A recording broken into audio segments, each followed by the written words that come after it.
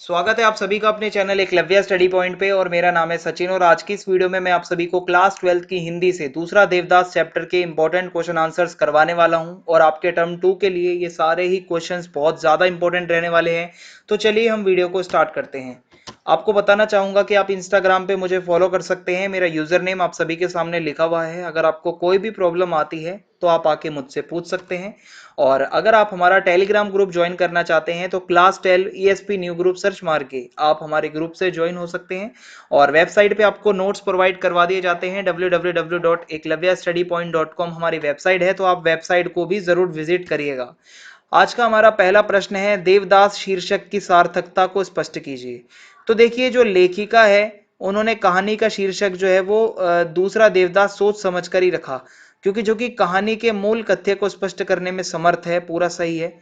शरत चंद्र की रचना है देवदास में नायक जो है वो देवदास पारो पर अपने प्रेम को लुटाता है और अंत तक ये प्रेम एक निश्चल रूप में जीवित रहता है। उसी प्रकार जो संभव है वो भी पारो को प्राप्त करने के लिए बेचैन रहता है। और देवदास और पारो जैसे कि एक प्रेम का प्रतीक है, इसीलिए संभव के लिए लेखिका ने दूसरा देवदास शीर्षक रखा। ओके, तो ये शीर्षक सही है, सूट करता है। फिर है, मनोकामना की गांठ भी अद्भुत अनूठी है, इधर बांधो उधर लग जाती है। तो इस पर इसके आधार पर हमें बताना है कि पारो की मनोदशा कैसी थी। तो आप अगर यहाँ पे देखेंगे कि पारो भी संभव से प्यार करने लगी थी भाई। हर की पौड़ी पर लड़के के साथ छोटी सी मुलाकात ने पारो को विचलित कर दिया था काफी ज्यादा। वो भी मतलब इंटरेस्ट लेने लगी थी, वह मन ही मन उससे प्रेम करने लगी थी, प्यार करने लगी थी, दोबारा उससे मिलना चाहती थी। और उससे भी कुछ ऐसी मनोकामनाओं की पूर्ति के लिए धागा बांधा था। और उसे उम्मीद नहीं थी कि मनसा देवी से मांगी हुई जो मुराद है वो इतनी जल्दी पूरी हो जाएगी। और वह संभव से मिलने के बाद बहुत प्रसन्न थी, खुश थी। और वो हैरान भी थी कि उसकी इच्छा इतनी जल्दी पूरी कैसे हो गई भाई। ठीक है, तो ये है। फिर है, मनसा देवी जाने के लिए केबल कार में बैठे हुए संभव के मन में जो कल्पनाएं उठ रही थी उनका वर्णन करो। तो देखो, उसे गुलाबी रंग के अलावा कोई और रंग अच्छा नहीं लग रहा था, क्योंकि उसने लड़की को गुलाबी कपड़ों में देखा था तो उसको गुलाबी गुलाबी हर चीज दिख रही थी। और उसके सामने की सीट पर एक नया विवाहित, ठीक है, एक जोड़ा बैठा हुआ था, चढ़ावे के लिए बड़ी थाली लिए बैठा था। संभव को अफसोस हुआ कि वह चढ़ावा खरीद कर क्यों नहीं लाया। फिर संभव को लग रहा था कि वह रंग बिरंगी वादियों में किसी हिंडोले में उड़ा चला जा रहा था। और संभव उसी लड़की के बारे में हर तरीके से सोच रहा था, अलग अलग विचार उसके मन में आ रहे थे। फिर नेक्स्ट क्वेश्चन है, पुजारी ने लड़की के हम को, यानी कि ये जो हम बोला था लड़की ने, उस हम को युगल अर्थ में ले लिया था। पुजारी ने सोचा कि ये दोनों जोड़े हैं, पति पत्नी है या गर्लफ्रेंड बॉयफ्रेंड है, और आशीर्वाद दे दिया था पुजारी ने। और पुजारी ने जो आशीर्वाद दिया उसके बाद लड़के और लड़की के व्यवहार में जो अटपटापन आया वो क्यों था। तो देखिए, जब लड़की ने ये कहा कि अब तो आरती हो चुकी है, अब हम कल, ये जो हम है, ठीक है, कि अब हम कल आरती की बेला आएंगे, तो पुजारी ने समझा कि ये जो हम है, ठीक है, इसको उसने युगल अर्थ में ले लिया। उसने सोचा ये दोनों पति पत्नी हैं। उसने आशीर्वाद दे दिया भाई, सुखी रहो फूलो फलो, जब भी आओ साथ आओ, गंगा मैया मनोरथ तुम्हारी पूरी करे। और ये सुनकर दोनों वो लोग बहुत ज्यादा एम्बेरेस हो गए। ओके, उनको मतलब अटपटा लगा।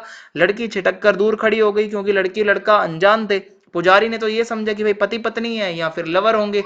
और पुजारी की इस गलतफहमी के कारण ही उनके व्यवहार में अटपटापन आ गया था। दूसरा देवदास पाठ के आधार पर हर की पौड़ी पर होने वाली गंगा जी की आरती का भावपूर्ण वर्णन अपने शब्दों में करें। तो आपको बताना है कि कैसे हर की पौड़ी पर जो आरती होती है संध्या के समय, शाम के समय, गंगा जी की जो आरती का दृश्य है वो इतना मनोहर होता है, देखने वाला मंत्र मुग्ध हो जाए। ठीक है, आरती के समय सहस्त्र दीप जलते हैं, हजारों दीप द्वीप जलते हैं। और पंडित अपनी आसन, ठीक है, अपने आसनों से उठ खड़े हो जाते हैं और हाथ में अंगोछा, ठीक है, ये टाइपिंग मिस्टेक है, अंगोछा लपेटकर पंचमांजलि नीलांजलि को पकड़ते हैं और आरती शुरू करते हैं। घंटे घड़ियाल बजते रहते हैं। लोग अपनी मन्नतों के लिए, मतलब जो फूलों की छोटी छोटी किस्तियां होती हैं उनको गंगा की लहरों पर तैराते हैं, गंगा मैया की, और दुआ मांगते हैं। इसी तरीके से ये हो जाएगा। फिर अगला प्रश्न है, व्यापार यहां भी था। ये जो कथन है इसमें जो दूसरा देवदास पाठ में बताया गया है, इसको आशय इसका स्पष्ट करना है कि ये व्यापार यहां भी था, क्या मतलब क्या है इसका। तो इसका आशय ये है कि हरिद्वार के पूरे क्षेत्र में लोग व्यापार करते रहते हैं, गतिविधियों में, एक्टिविटीज में लगे रहते हैं। बाहर तो ये व्यापार चलता ही चलता है, लेकिन मनसा देवी के मंदिर के अंदर भी ये व्यापारिक गतिविधियां चलती रहती हैं, क्योंकि मंदिर के अंदर के प्रकोष्ठ में चामुंडा रूप धारणी जो मनसा देवी है, उनके आसपास भी मनोकामनाओं की पूर्ति के लिए लाल पीले धागे बिक रहे थे। यानी कि लाल पीले धागे अगर हैं तो वहां पे भाई पहले वहां से मतलब धागे, ठीक है, धागे खरीद कर लोग अपने धागे बांधते हैं, जब भी फिर देवी के आगे सर झुकाते हैं। तो इससे तो इतना क्लियर होता है कि सामने सर झुकाने से पहले धागा तो खरीदना पड़ेगा, आपको बांधना भी पड़ेगा। तो ऐसे में वो कहता है कि व्यापार ऊपर भी हो रहा था मनसा देवी में। ओके, तो ये हो जाएगा। तो इस चैप्टर में यही इंपॉर्टेंट क्वेश्चंस थे जो मैंने आपको बता दिए हैं। चैनल को सब्सक्राइब करना ना भूलें, ज्यादा से ज्यादा वीडियो को शेयर कर दें, कमेंट करके जरूर बताएं वीडियो आपको कैसी लगी। जय हिंद, जय भारत, बहुत बहुत धन्यवाद आप सभी।